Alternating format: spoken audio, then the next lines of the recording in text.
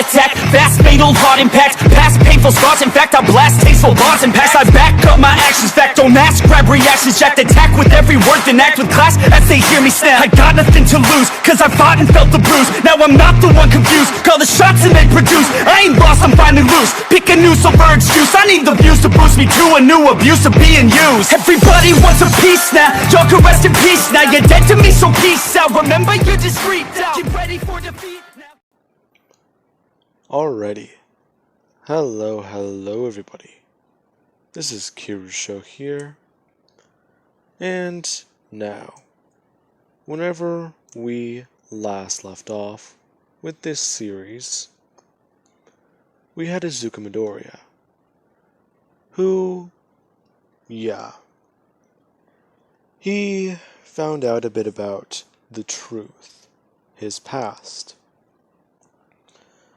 Now, Midoriya, he heard about a name, two in fact, all for one, and a man who goes by the name of All Might.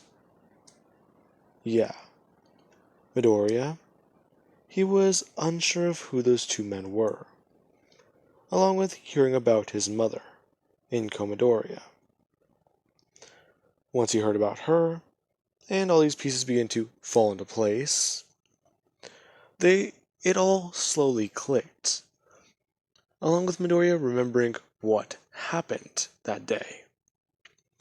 Afterwards, whenever his reality-bending powers seemed to remanifest, the reality benders tried to exterminate him and take him out. However, they were apparently unsuccessful for some unknown reason. Now, with that being said, let us begin. Now, Midoriya, he teleported himself away. However, the place he currently teleported himself to, it isn't pretty.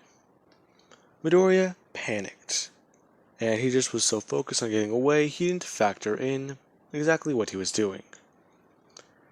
Him teleporting into roughly the top of a building, and falling out of it.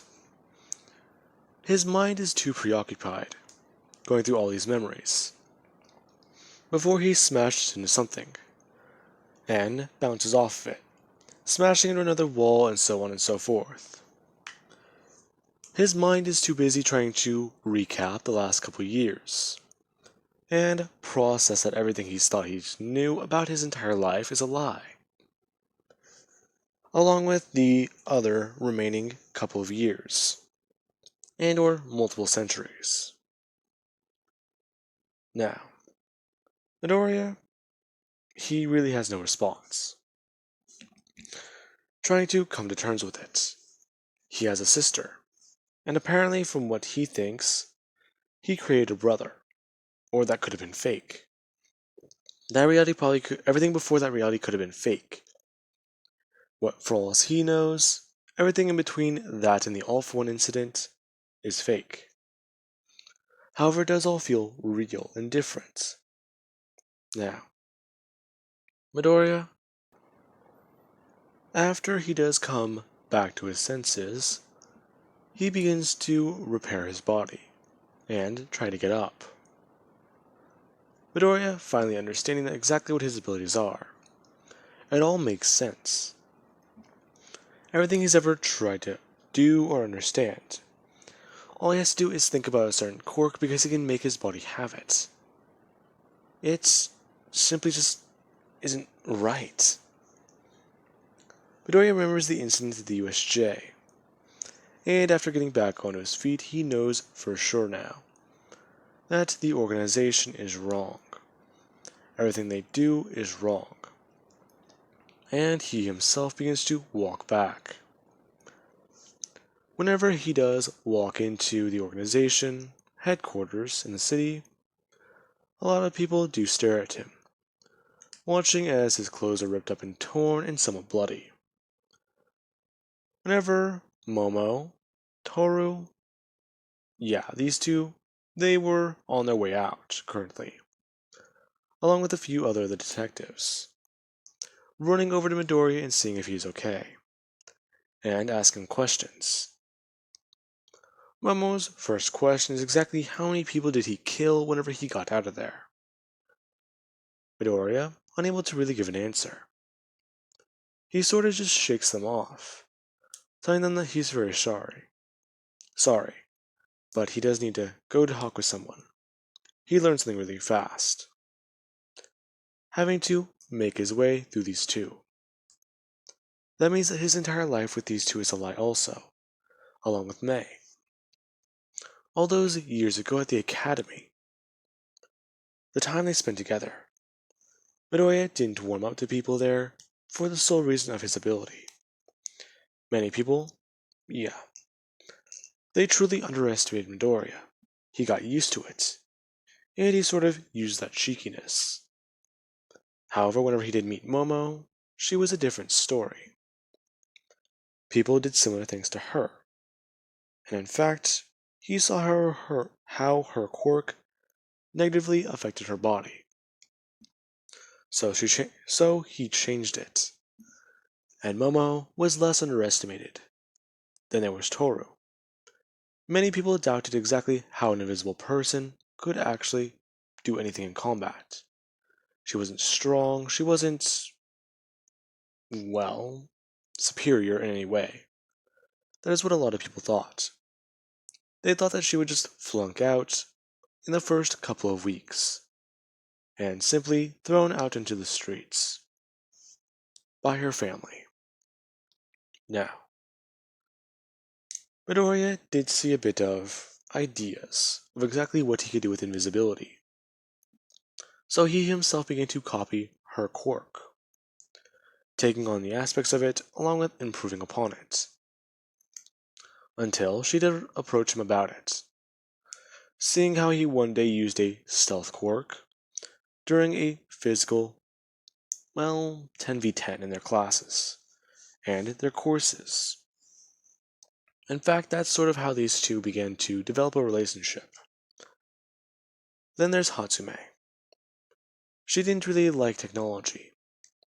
However, the organization somewhat began to tell her to try harder and to simply begin doing more and more things. She couldn't really deal with it for a minute, and she couldn't really handle it.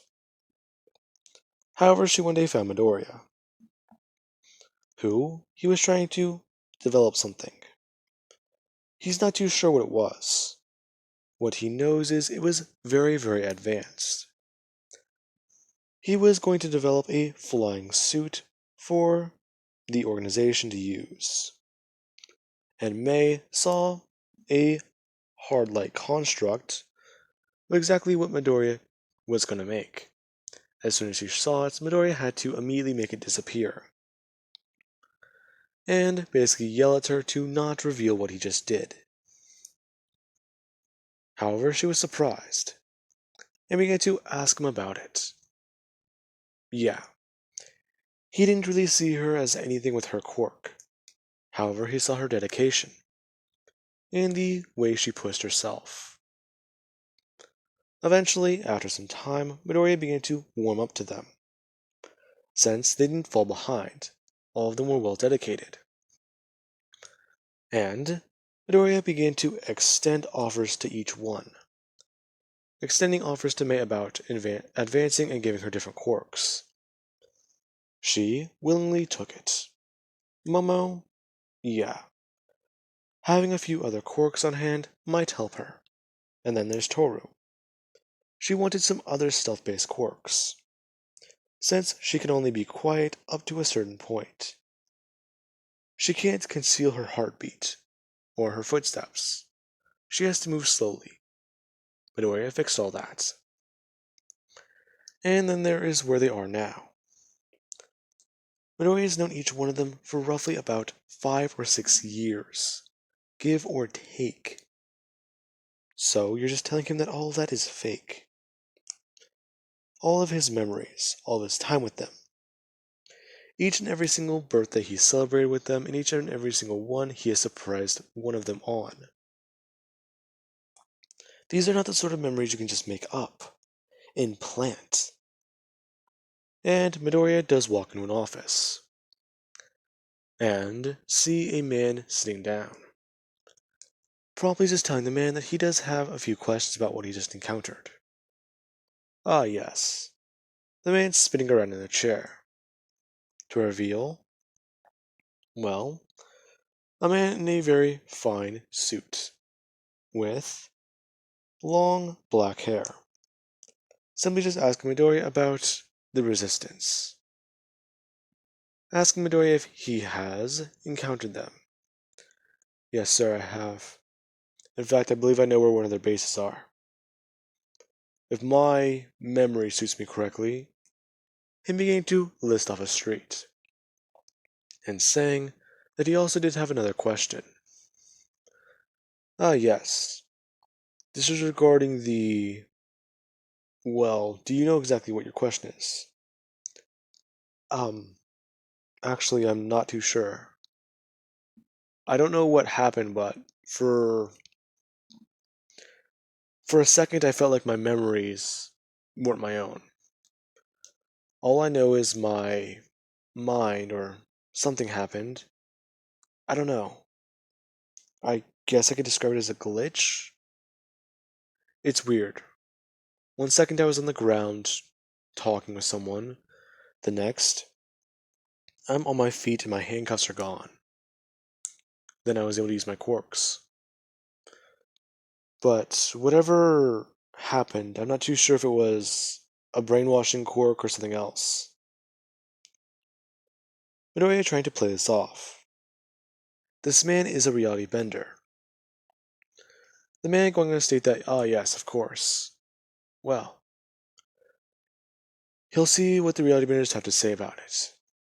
And Midoriya does ask the question while he is here. Asking the man exactly why did he allow Midoriya in. He's very important, and shouldn't really have a lot of time. Ah yes, that's quite simple. This point in time was already predestined. It has happened already. Yet at the same time, I have already experienced this conversation. It is also my past. Does that make sense? Not really. Okay. The man saying as he begins to walk over to Midoriya and tries to get a read on him. Midoriya is acting his usual self in this timeline. Calm, collective, and ready to strike at a minute's notice. However, he does have all these thoughts flowing through his head, along with trying to understand that that woman he encountered was his sister. Simply informing the man that he encountered a woman by the name of Katie Hicks.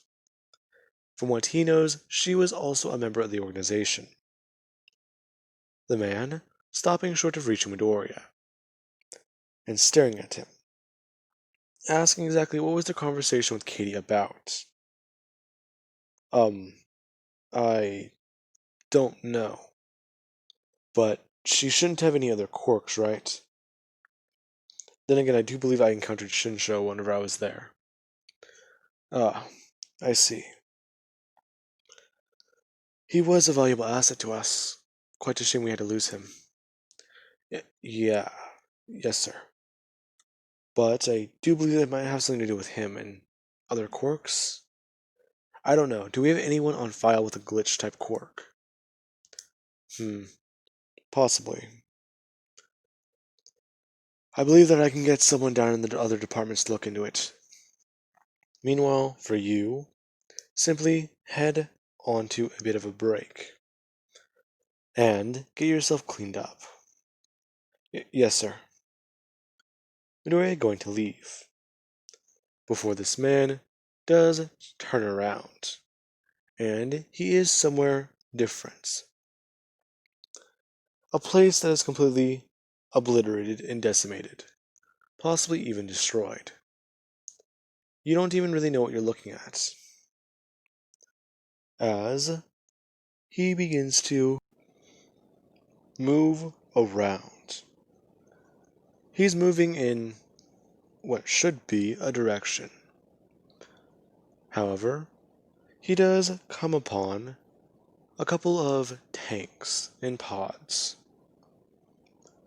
where you do see people, or at least what should be them, nervous systems and floating brains. Simply just beginning to question them and asking if their little target has had a bit of an episode. Asking if Izuku Midoriya has regained his consciousness, his true self. The reality benders informing the man no, he has not. And this confuses him, kind of trying to think. He did have a weird feeling earlier. Then, there was whenever Midoriya was talking with him.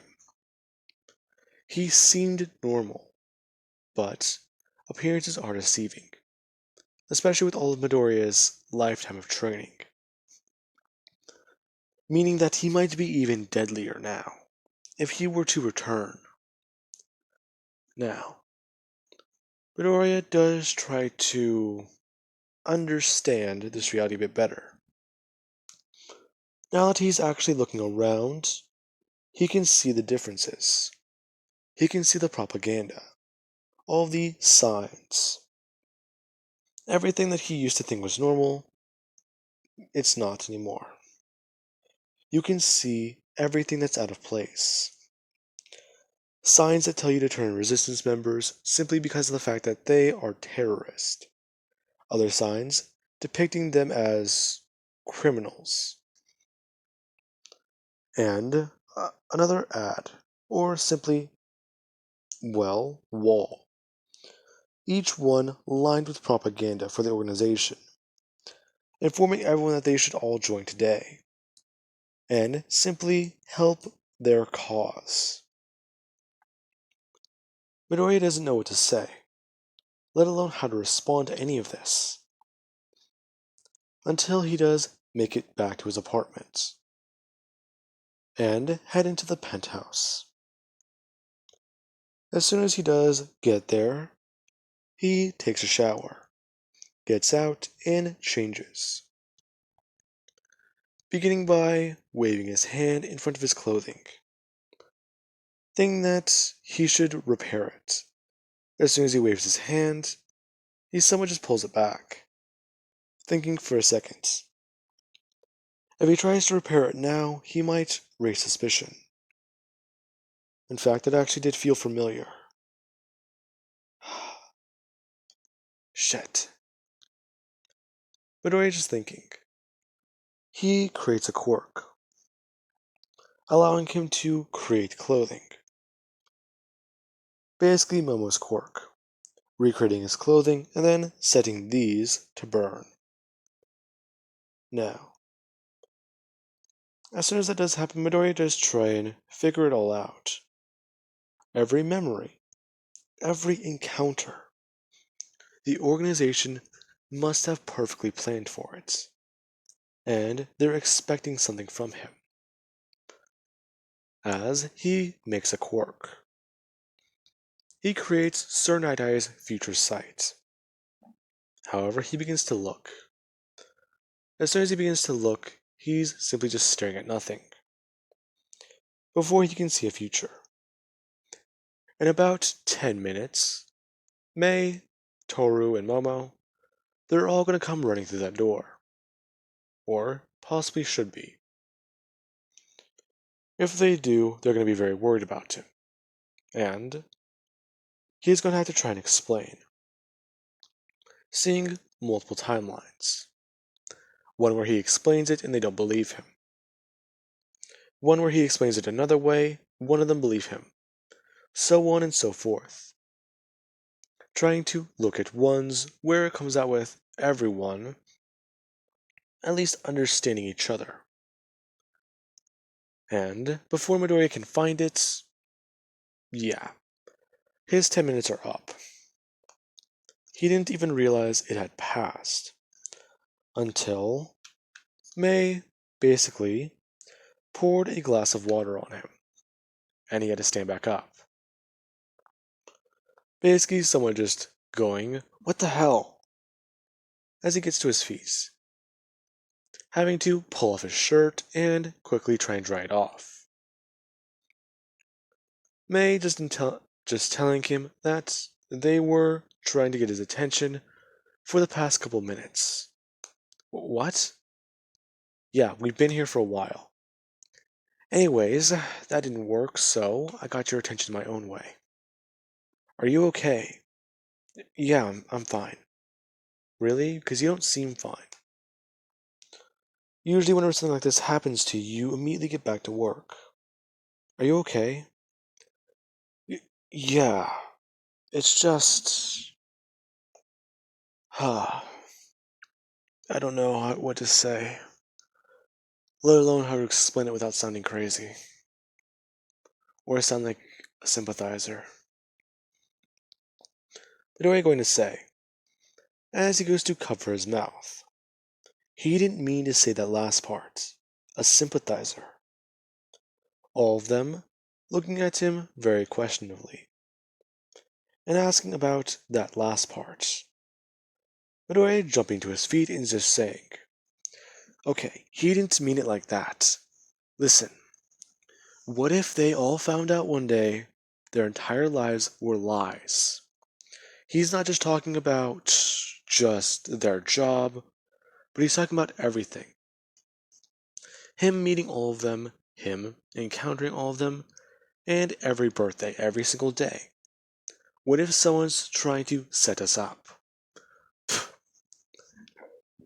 That also sounds crazy. Toru just saying, that actually does sound pretty creepy. It means that you don't really have a choice.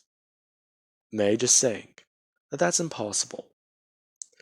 And Midoriya goes on stating, "Okay, listen, do any of you remember anything before last year?" "Yeah, of course we do." "Okay, well, so do I." Wait, you have your memories back?" "Yeah, I do. Um, in fact, I don't really think I'm proud of a lot of them. But I'm aware of who I am now, who I was."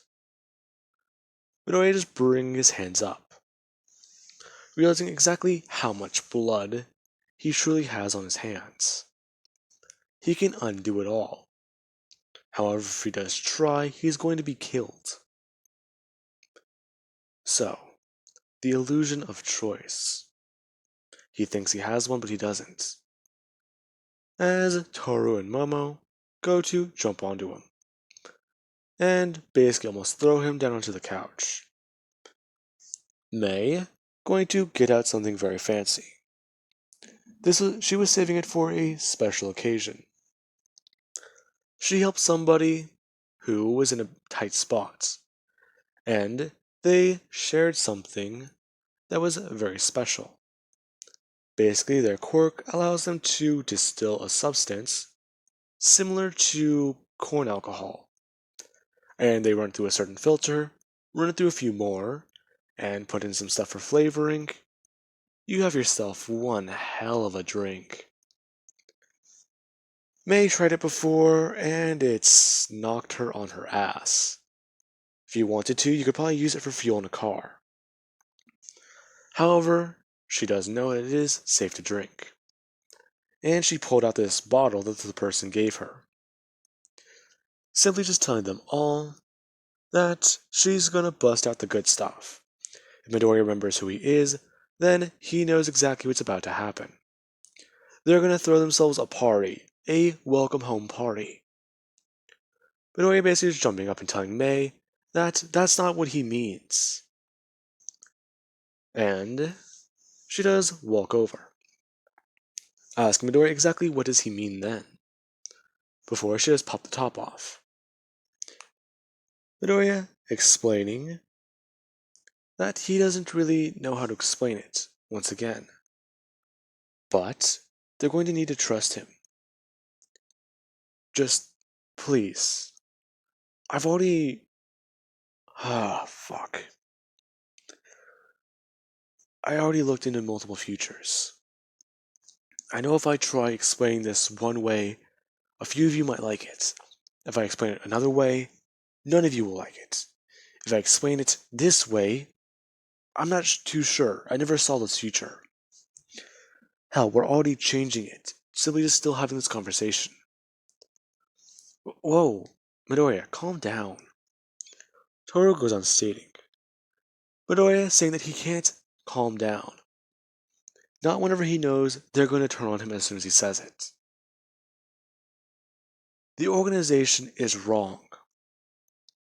That statement surprising all three of them, as they go a bit on the defensive. Midoriya just said that they would all turn on him if he said what he said. And what he said already, it's not good considering Momo's about to manifest a gun.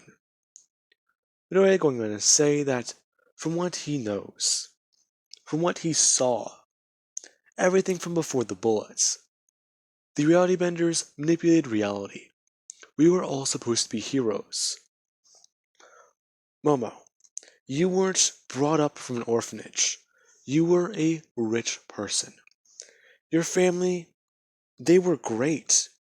Your father, your mother, hell. They loved you. Your quirk. Your mother was so proud of you whenever you made a... Momo just looking down and trying to piece it together. She never told Midoriya what she first created. She simply told him about everything that happened after the orphanage. Simply asking Midoriya exactly what did she make. And Midoriya, he simply just says, a Russian nesting doll. That part is true. And Momo is a little bit more convinced. While Midoriya explains a bit of her past. Instead of her father being a bit more of a creator and trying to push her into this field, yeah, she got into this field on her own. She got into it because she wanted to make someone proud of her, make someone look at her a different way. You wanted approval. You wanted people to look at you, give you attention that you were neglected. May, simply just looking at Midoriya, as she begins to set down the bottle, and move her hands out towards his face, putting them onto his face and just saying, what next? What next? Wanting to hear the rest of the story. This story sounds familiar. A story she is a part of, but she has never read, yet let alone seen. And Midoriya continues on explaining. She wanted approval. She wanted to simply be loved. Her father didn't do that job. At least not here. Here he did that job. Here he looked. He leapt. He made improvements before being branded as a traitor. And then there is Toru. Midoriya just saying that in this reality, her parents, they don't have quirks. In the other reality, her parents did. They both had an invisibility quirk. That is where your quirk comes from. Your parents, they didn't just toss you out because they couldn't see you. They couldn't look at their daughter's face anymore. That they didn't feel that genuine connection that a parent should feel with a child. You know what your face looks like even whenever you are invisible. Midoriya is saying as he turns to the left and holds out his hand to Toru, saying that her parents in that timeline, they loved her because they could see her, because they all looked the same, like no one. And she's a bit more surprised hearing about that. It would make sense for her to have both of her parents' quirk, and she was a rare occurrence. in this timeline. So, she tries to think for a second, trying to scour through her mind. This does not make any sense. Before, May does one thing. She pours a tall glass and simply takes a swig. As soon as she does, she passes it off to Momo, who takes a swig, passes it off to Toru, and then to Deku. All four of them, they finish off this entire glass. And Midoriya does just slam it down and say that it's not easy to explain. But hopefully none of you turn on me. Listen, apparently I'm a reality bender. Yeah. This shocking all of them. Midoriya beginning to give an explanation, as they all do continue on with the day, which slowly turns into night. Midoriya slowly convinced them all about the way the actual timeline is that he left. Now, with that being said, I do hope you guys enjoyed, and have an amazing night. Catch you guys in the next part.